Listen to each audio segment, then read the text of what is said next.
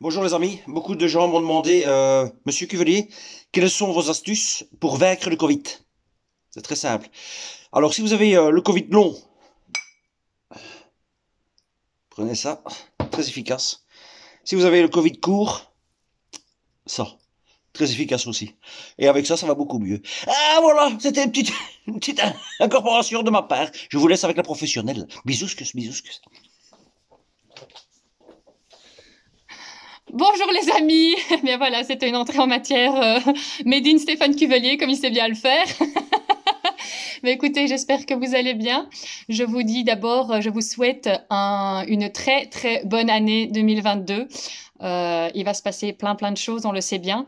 Donc voilà, donc je vous envoie plein de belles énergies pour cette nouvelle année qui commence.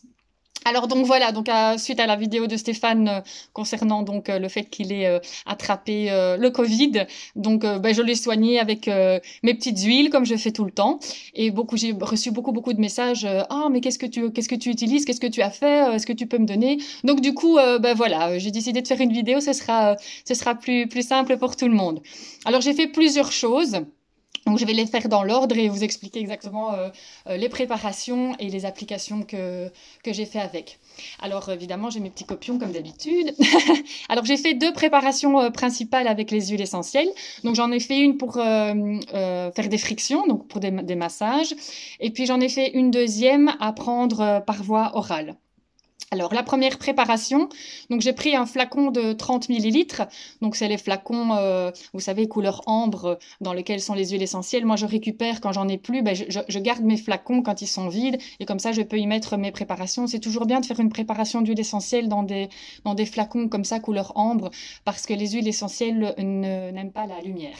Donc, ils préfèrent être dans l'obscurité, sinon ça se détériore et elles s'abîment. Donc, il faut les garder dans des flacons comme ça et toujours dans des endroits sec et plutôt sombre. Donc voilà. Alors, donc dans ce flacon de 30 millilitres, j'ai mis 10 gouttes d'épinette noire, qui est une huile essentielle qu'on n'utilise pas très souvent, mais qui a d'énormes propriétés donc antibactériennes, antivirales, etc. Donc, et c'est assez puissant. Vous irez voir sur Internet, faire vos petites recherches. C'est vraiment une huile essentielle très intéressante à avoir dans son aromathèque. Donc voilà, donc j'ai mis 10 gouttes d'épinette noire, 20 gouttes de ravinsaré, 20 gouttes d'eucalyptus radié et 10 gouttes de titri. Et donc j'ai mis ça dans mon flacon de 30 millilitres. Et le reste, j'ai simplement reversé la quantité d'huile d'amande douce pour terminer le flacon. On mélange un petit peu, on secoue pour que l'huile végétale et l'huile essentielle puissent bien se mélanger. Et alors j'ai mis en application dans le dos. Donc j'ai mis ce qu'on appelle en regard des poumons. Donc de chaque côté où se trouvent les poumons, on met quelques gouttes et on frictionne. Et également le long de la colonne vertébrale. Donc vous mettez quelques gouttes comme ça le long de la colonne vertébrale et vous massez. Et alors voilà, il faut vraiment bien masser. Évidemment dans le dos, il faut demander à quelqu'un de le faire pour vous. donc, euh, donc voilà, mais dans le dos, donc en regard des poumons et le long de la colonne vertébrale. Et à l'intérieur des poignets. Je vous avais déjà expliqué dans une autre vidéo que ici c'est vraiment un endroit très intéressant parce que la peau est très fine, on est directement dans les vaisseaux sanguins, donc ça rentre directement dans tout votre organisme, pardon. Et donc du coup vous mettez quelques gouttes d'un côté, quelques gouttes de l'autre, et vous massez, vous faites bien pénétrer de chaque côté. Et alors, ça c'est un petit plus. Moi, je lui fais aussi, en général, je le fais le soir. Je fais aussi sur la voûte plantaire. Donc, je mets quelques gouttes sur la voûte plantaire et voilà, je masse bien. Alors, sur le dos et sur les poignets, vous pouvez faire ça 4-5 fois par jour. Hein, quand vous êtes bien dedans, parce que c'est vraiment quelque chose qui va vous aider à rebooster votre système immunitaire et à vaincre donc le virus qui se trouve là. Donc ça va agir parce que l'huile essentielle c'est quelque chose qui c'est pas comme un médicament chimique. Vous le prenez et dans le quart d'heure l'effet arrive. Non, l'huile essentielle c'est quelque chose de naturel. Il faut le temps que ça pénètre dans tout l'organisme et il faut le refaire plus souvent dans l'organisme. Donc voilà. Donc ça c'était la friction, l'huile essentielle friction. Et je suis toujours en train de le faire à Stéphane. Donc sachez que donc on a commencé ça mercredi, on est samedi et je le fais toujours. Donc c'est pas parce qu'on se sent un peu mieux qu'il faut stopper. Donc il faut faire ça quand même une petite semaine pour être sûr que tout soit bien et que votre système immunitaire est bien renforcé. Donc voilà. Après, j'ai fait également une petite préparation à prendre par voie orale. Donc, dans un petit flacon là de 10 millilitres, j'ai mis 10 gouttes de cannelle écorce de Ceylan. Donc, ce sont toutes des huiles essentielles un peu particulières, mais qui sont extrêmement actives pour tout ce qui est les virus et quand votre système immunitaire est en baisse, etc. Donc, ce sont des huiles essentielles très, très puissantes. Donc, 10 gouttes de cannelle écorce, 10 gouttes de girofle, 10 gouttes d'origan compact et 80 gouttes de citron jaune. Donc là, c'est une préparation exclusivement d'huile essentielle. Il n'y a pas d'huile végétale. Donc il y en a 4. Donc je les ai toutes bien mélangées. Et alors, dans une cuillère de miel, vous mettez donc une cuillère à soupe, une cuillère à soupe de miel. Vous mettez 1 à 2 gouttes de cette préparation et vous l'ingérez. Alors, c'est pas toujours évident à avaler parce que voilà, ce sont des saveurs qu'on n'a pas l'habitude de prendre, girofle, cannelle, de l'origan, du citron, enfin tout ça mélangé. Et comme c'est en huile essentielle, au niveau du goût, c'est costaud. Et pourquoi on le mélange à du miel? Bah, justement parce que, et de un, il faut les mélanger puisque c'est une huile essentielle, ce sont que des huiles essentielles, il n'y a pas d'huile végétale.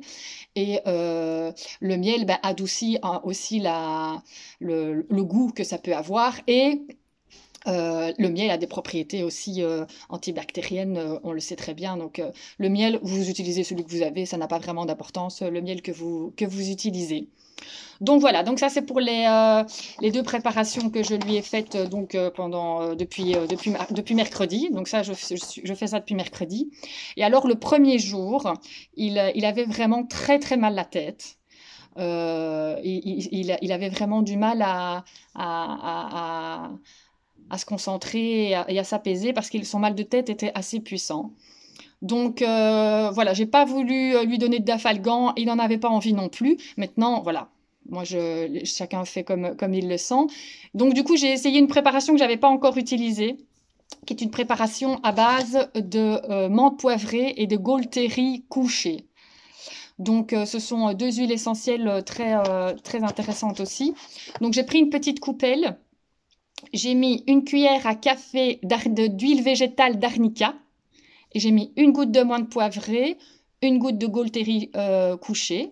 J'ai mélangé et alors il faut en mettre un petit peu ici sur les tempes et vous faites bien attention de ne pas aller trop près des yeux parce que les huiles essentielles et les yeux, ça ne fait pas bon ménage, ça ne va pas ensemble. Donc vraiment ici sur les tempes, sur le haut du front ici, à l'arrière de la nuque. Et alors moi, je suis même allée, j'en avais mis sur mes mains, et je suis même allée à l'intérieur de son cuir chevelu, donc sur son crâne, et je l'ai massé pendant 10 minutes avec ces huiles essentielles. Et j'ai mis toute la cuillère à café est passée dans sa nuque, ses cheveux. Enfin voilà, j'ai mis l'entièreté parce que sa migraine était vraiment très très forte. Voilà, je l'ai massé pendant 10 minutes et ça l'a apaisé. Il a réussi à s'endormir un petit peu. Et c'est parti de lui-même. Donc, j'ai pas dû refaire une deuxième fois cette préparation. En une fois, c'était bien. Mais c'était vraiment parce que sa migraine était très, très forte. Donc, voilà. Quand vous avez des petits maux de tête, une goutte de menthe poivrée pure de chaque côté, en général, ça fait du bien. Mais là, c'était une céphalée du feu de Dieu. Donc, il en avait vraiment besoin. Alors, je lui ai fait aussi des tisanes aux aiguilles de sapin. Alors, j'ai acheté ça il n'y a pas très longtemps parce que voilà, j'avais lu que c'était intéressant pour tout ce qui était système respiratoire quand c'est un peu encombré et tout ça. Et donc, du coup, je lui fais 2 tasses par jour avec un petit peu de miel dedans parce que le goût n'est pas nécessairement extraordinaire. Donc, avec un peu de miel, de toute façon, le miel a toujours des chouettes propriétés. Donc, voilà, donc je lui ai fait 2 tasses par jour. Je lui en fais encore d'ailleurs, il en a une ce matin. Donc, voilà, donc des aiguilles de sapin. Sinon, ce qui marche très bien aussi, c'est le thym, donc du thym frais, que vous faites infuser dans de l'eau. Et alors aussi, vous pouvez faire thym et romarin, qui sont des chouettes herbes, qui ont des herbes aromatiques qui ont des chouettes propriétés quand elles sont mises ensemble aussi au niveau respiratoire, grippe, rhume, etc. Donc, si vous n'avez pas d'aiguille de sapin, parce que moi j'ai dû aller commander ça, on trouve pas ça nécessairement très facilement, je l'avoue, donc il faut un petit peu fouiller sur les sites pour trouver. Mais thym et romarin frais, hein, pas éviter quand c'est sec, c'est toujours mieux de les avoir frais. Et vous, voilà, vous faites infuser et vous buvez une, deux, voire trois tasses si vous aimez bien ça par jour. Ça fait toujours beaucoup de bien. L'eau chaude dans le corps, ça fait vraiment toujours beaucoup, beaucoup de bien. Et alors évidemment, beaucoup de repos, donc il fallait qu'il se repose, il faut beaucoup se reposer parce que l'organisme est en activité, il est en combat il combat le virus qui se trouve en vous, donc il lui faut beaucoup de repos, il lui faut de l'énergie, donc il faut le ménager par rapport à ça. Donc si vous êtes fatigué, il faut dormir. Faut pas lutter, faut pas se dire oh j'ai ça à faire, j'ai ça à faire. Non, quoi. Tu le feras dans 2-3 jours, c'est pas très grave. Il faut se reposer parce que le corps est en activité tellement forte pour lutter qu'il faut lui accorder du repos. Faut faire dodo, il faut dormir.